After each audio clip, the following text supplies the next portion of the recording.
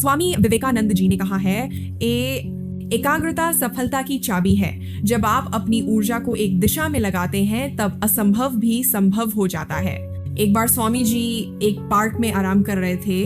वहीं उन्होंने एक लड़के को देखा जो एक खाली पेज पर कठिन श्लोक लिखने की कोशिश कर रहा था, लेकिन बार बार गलती होने की वजह से वो पेज फाड़ देता और फिर नए पेज से शुरू कर देता। कई घंटे बीत गए। लड़के का ध्यान स्वामी जी पर गया।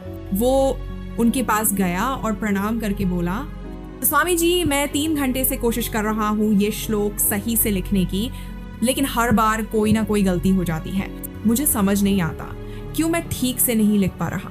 स्वामी जी मुस्कुराए और बोले, बेटा, ये केवल फोकस की कमी की वजह से हो रहा है। एक आम इंसान अपनी ज्यादातर ऊर्जा बेकार की बातों और आदतों में गवा देता है, इसलिए मन भटकता है। ध्यान से काम करने का मतलब है पूरी ऊर्जा सिर्फ एक जगह पर लगाना।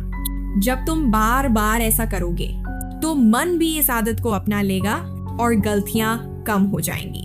लड़के ने पूछा, स्वामी जी, अगर मन बार बार भटकता हो तो ध्यान कैसे लगाओ? स्वामी जी ने पूछा, जब तुम लिखते हो क्या तब तुम्हारा मन किसी और बात या व्यक्ति में उलझा होता है?